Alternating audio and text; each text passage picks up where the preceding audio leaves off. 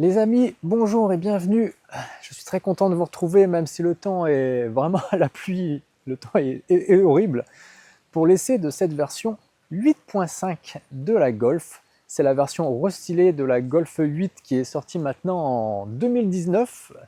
Donc 5 ans plus tard, nous voici avec une version totalement revue et corrigée. Alors, comment la reconnaître, cette version 8.5 restylée? Vous pouvez voir ici, l'avant, il a été retravaillé pour lui donner un peu plus de caractère et c'est vrai que c'est beaucoup plus sympa. On a aussi les jantes. De loin, quand on est comme ça, on dirait que c'est des jantes à bâton, mais en fait, c'est plein. C'est plein tout simplement pour favoriser l'aérodynamisme. Nous avons affaire à une version PHEV. On le voit parce qu'en fait, elle a une trappe à l'avant et une trappe à l'arrière, tout simplement pour recharger la batterie. C'est l'hybride rechargeable. On a aussi un petit détail qui est assez sympathique. Volkswagen nous a filé la version 50e anniversaire. Et là, je suis en train de me prendre la sauce. Ça mouille. À l'arrière, les nouveaux feux IQ Light qui sont très sympathiques. Regardez, il y a des petits détails vraiment sympas dedans. Ici, on a écrit e-hybride pour signifier que c'est tout simplement l'hybride rechargeable. On continue de faire le tour de la voiture et on va revenir à l'avant. Regardez, on voit les aides à la conduite ici. Et là encore, les feux, eh bien, ils sont nouveaux. On va les allumer. Vous allez voir, ça va faire très sympathique. J'ai allumé les feux. Et donc, nouveauté encore une fois, vous avez l'Europe qui a assoupli les règlements au niveau de l'éclairage. Et donc, c'est la première, je vais me mettre à l'abri comme ça, c'est la première Volkswagen qui intègre le logo éclairé. Pour cette 8.5 génération, cette génération 8.5, Volkswagen a laissé le choix aux consommateurs de choisir la motorisation. Alors, accrochez-vous parce qu'il y a du monde. Il y a tout d'abord le 1,5 litre TSI en 115 chevaux, il y a le 1,5 litre TSI en 150 chevaux, mais vous avez aussi un 2 litres TDI en 115 et 150 chevaux. Vous avez un 1,5 litre TSI micro-hybridé en 115 ou 150 chevaux. Vous avez ce 1,5 litre hybride rechargeable en 204 chevaux, mais aussi dans une version 272 chevaux qui est la GTE.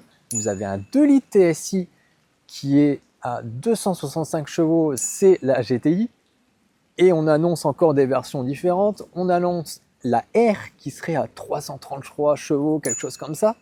Et on annonce aussi une GTI Club Sport à plus de 265 chevaux. Faites le choix. Allez, je vais vous emmener maintenant à l'intérieur, voir les autres nouveautés. Autre nouveauté possible grâce à l'adoption tout simplement de la plateforme MQB Evo. La plus grosse évolution, ce n'est pas les boucliers, ce n'est pas les feux pour une fois, c'est vraiment ce qui se passe en dessous de la voiture et qui permet d'avoir un intérieur complètement différent avec des technologies et des aides à la conduite nouvelles elles aussi.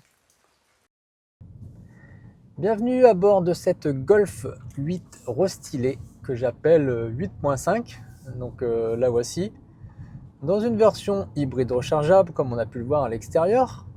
Et je peux vous dire que à la conduite, c'est vraiment très doux puisque elle choisit par défaut d'utiliser le moteur électrique et donc c'est comme une électrique. Et dès qu'on a besoin d'un petit peu de puissance, en fait, le moteur thermique se réveille. Et pour l'instant, je peux vous dire que c'est assez bien fait, c'est bluffant. On n'a vraiment aucune secousse et aucune transition en fait entre les deux modes. Pour rappel, il y a quand même 204 chevaux sous le capot combiné. Les trains roulants sont vraiment chouettes. Et puis c'est pas un SUV, donc ça fait plaisir. Hop là. Le roulis est contenu, contrairement à tous ces mastodontes qui se penchent sur la route. Mais je pense que si tu es sur la vidéo, c'est forcément que tu es intéressé. Et je peux te dire qu'à mon avis, eh ben, cette Golf hybride rechargeable PHEV, c'est la meilleure concurrente de l'ID3. Et pourquoi ? tout simplement parce qu'elle a 1000 km d'autonomie, ce que ne peut pas aujourd'hui réaliser une voiture électrique. Mais on peut se déplacer en tout électrique avec ces 138 km, 134 en full électrique. Et bien toute la semaine, on reste en ville, on va au travail, on recharge à la maison. Recharge qui a d'ailleurs été grandement augmentée par rapport à la génération précédente.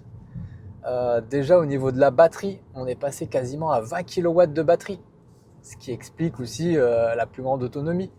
Mais aussi la vitesse de recharge. On peut désormais recharger en courant alternatif à 11 kW, mais en plus, sur une borne rapide en continu, passer à du 50 kW. Et du coup, ça va très très vite pour recharger. Au niveau du mobilier, Volkswagen a vraiment fait des efforts à écouter ses clients. Fini les touches haptiques par exemple sur le volant, ça c'était vraiment pas pratique. On avait complètement tout le temps, on les déclenchait tout le temps. Par contre, ils les ont conservés au niveau de la gestion des feux et de l'éclairage, et l'image des phares en fait. Bon, ça on va pas leur en vouloir. À l'intérieur, la MQB0 permet aussi d'avoir cette grande tablette un petit peu comme sur le Tiguan. C'est une tablette de plus de 12 pouces qui vient poser là comme un iPad. Et par rapport à la génération précédente, elle est nettement plus réactive. Elle est complète, c'est-à-dire qu'il faut quand même se poser pour comprendre les menus. Mais ça reste très intuitif. Il y a des gros dessins, etc. On se retrouve assez vite à trouver ce qu'on cherche. La navigation, des fonctions de base finalement. Et même au niveau de la gestion de la climatisation, au niveau de la chaleur qui est quasiment collée avec... attendez, je choisis ma direction. Hop, par là. Qui est collée avec la gestion du volume, c'est désormais très bien fait. En plus de ça, elle accepte l'intelligence artificielle, c'est-à-dire que vous pouvez lui parler en disant « Hey Volkswagen, j'ai froid », et elle augmente automatiquement le chauffage de mon côté. Bon, malheureusement, ça ne s'est pas déclenché. Ça ne doit pas être « Hey Volkswagen ». Non, ou je ne dois pas l'avoir activé. On retrouve un Virtual Cockpit ou Digital Cockpit, je ne me rappelle plus le nom chez Volkswagen, mais de toute manière, c'est un écran numérique. Et donc, vous avez beaucoup d'infos parce que vous avez à la fois l'autonomie, votre réservoir. Là, j'ai encore 620 km en essence et 94 km en électrique. Ça fait 36 minutes que je suis parti. Et il me dit 714 km d'autonomie encore, en combiné. Formidable. Au niveau de la conduite et des sensations, je peux vous dire qu'on est revenu sur une grande Golf. C'est-à-dire que la tenue de route, elle est parfaite. Pour moi, en tout cas. C'est ferme, c'est bien maintenu, mais c'est pas inconfortable. Et ça, c'est vraiment bien. En plus, les sièges sont très accueillants. Comme les suspensions, c'est ferme, mais c'est confortable. Et surtout, elle inspire confiance parce qu'il n'y a quasiment pas de roulis. C'est vraiment agréable. Elle va là où vous voulez. Cette génération 8.5, elle est vraiment chouette parce qu'en fait, elle gomme tous les défauts qu'on trouvait sur la 8, c'est-à-dire un petit look un petit peu fade. Là, il y a vraiment une vraie expression et vous allez voir sur la GTE, je vais vous la filmer. C'est encore mieux.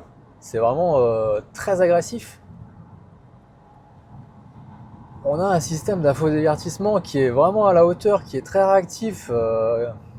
C'est une tablette, c'est un iPad. Hein. Bon, forcément, c'est pas une technologie Apple, mais en termes de réactivité, on est sur quelque chose d'équivalent.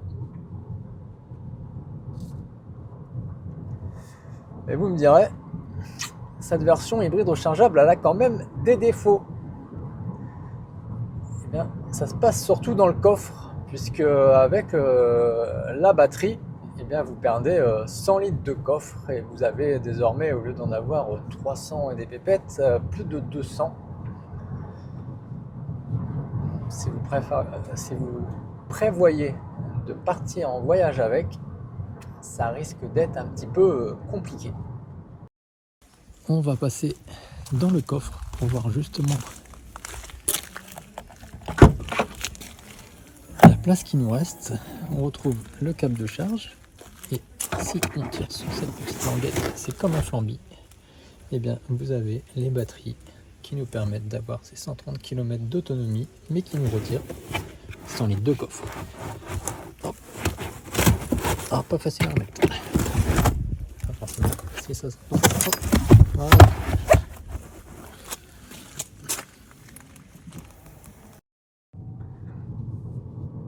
Ce que je trouve vraiment sympa dans le mode, ce qui est possible de laisser la voiture en full électrique, c'est-à-dire peu importe la vitesse où vous allez, elle va puiser toute l'énergie de la batterie. Par contre là j'ai switché en mode hybride et donc j'ai des petites barres de boost et là vous avez vraiment les 200 chevaux et c'est tout de suite 204 chevaux, plus impressionnant. Et ça l'est certainement encore plus dans la version GTE, puisqu'elle en a plus de 270, c'est plus qu'une GTI. Et là, vous avez vraiment un véhicule qui est très dynamique. Et vous avez même le son du moteur qui se fait entendre. Il faut vraiment le cravacher pour l'entendre, parce que là, je suis en ville à 30, on l'entend pas.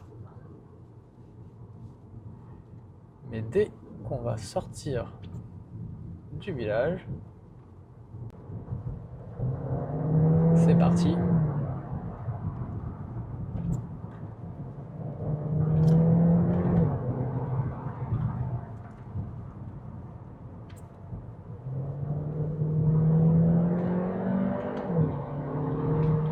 Et là, on a une poussée qui, qui est vraiment efficace, hein. C'est très très très étonnant.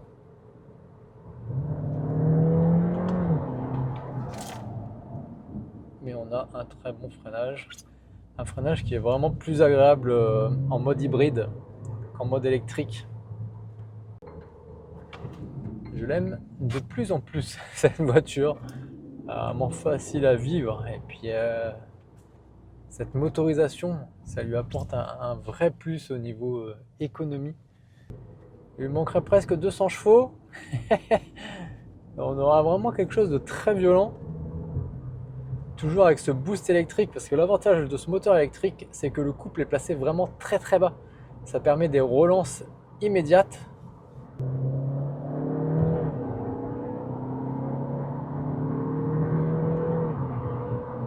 Ah, c'est rapide. C'est vraiment très rapide dans ce mode-là.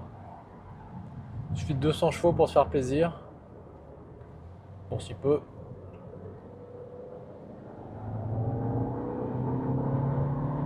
Ah, on sent la poussée.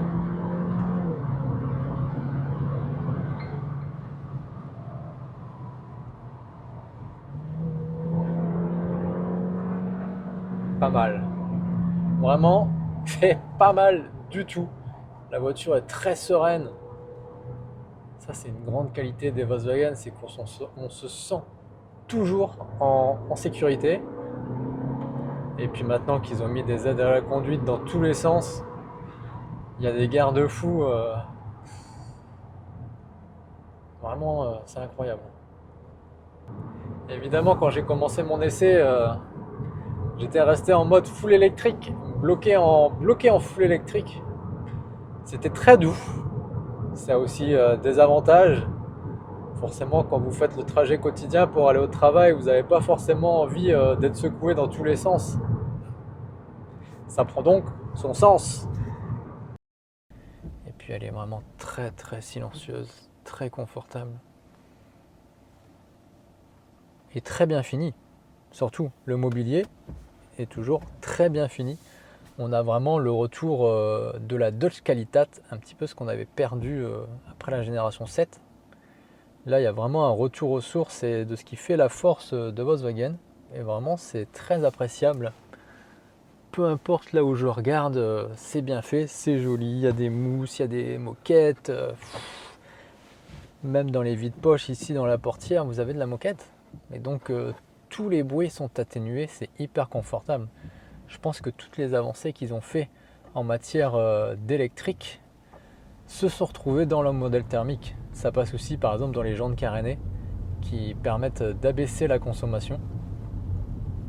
Ils ont fait du progrès absolument partout. Vous me direz, c'est des petits détails à chaque fois par rapport à la génération 8. Et c'est à force d'avoir des petits détails comme ça qui font que la voiture frôle la perfection, j'ai envie de dire. Si vous n'aimez pas son look, laissez tomber. Par contre, moi qui suis quand même friand des produits Volkswagen, vous regardez une Golf 4, une Golf 5, une Golf 6, surtout la 6, encore aujourd'hui, son design n'est pas dépassé. Et c'est ce qui fait la force de Volkswagen. On ne peut pas en dire autant. Si vous achetez une Peugeot 308, je ne suis pas sûr que dans 5-6 ans, vous la regardiez du même œil qu'aujourd'hui, par exemple. Donc c'est toutes ces petites touches qui font que le produit évolue, grandit avec l'histoire de l'homme, j'ai envie de vous dire. L'humanité carrément. Et les générations. En fait, on pourrait faire des bornes et des bornes. Le mieux, c'est qu'elle est vraiment pas fatigante non plus à conduire. Elle est vraiment douce. Toujours en gardant la fermeté du châssis. Parfois, des voitures trop molles, c'est aussi très fatigant parce qu'elles ont besoin de beaucoup de corrections, de placement du volant, etc. Tandis qu'ici, c'est net. Ici, on a un e-mode qui va forcer le mode électrique. Donc quoi que vous fassiez à n'importe quelle vitesse, parce que je suis monté sur l'autoroute tout à l'heure et c'était vraiment resté en mode électrique, le compte tour prend 0. D'ailleurs là, je ne sollicite pas le moteur non plus thermique et le compte tour est toujours à 0 alors que je suis à 65 km/h. Par contre, gaz, et là ça se déclenche. Le moteur électrique permet de donner un sacré boost, mais en même temps, on exploite les 204 chevaux. Et c'est le deuxième mode, c'est le mode hybride. Si je reste en drive, avec la petite molette qu'il y a là, si je reste en drive, il va savoir s'adapter en fonction de mon appui sur la pédale. C'est-à-dire que là, pas de sollicitation accélérateur, je repasse en mode électrique, je n'ai pas besoin de puissance. Par contre, un petit coup, je vais passer en mode sport.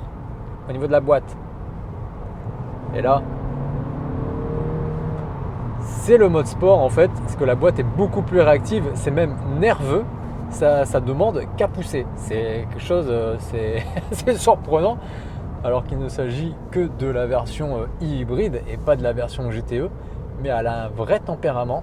Si vous passez en mode hybride couplé avec la boîte en mode S pour sport, on a vraiment une voiture qui est limite joueuse. C'est pas encore une GTI parce que vous n'avez pas les réglages de suspension qui font la différence entre une sportive et une voiture de tous les jours. Mais on a un moteur qui demande à envoyer les watts et les chevaux pour le coup. Les amis, c'est l'heure de faire le bilan de cette Golf restylée.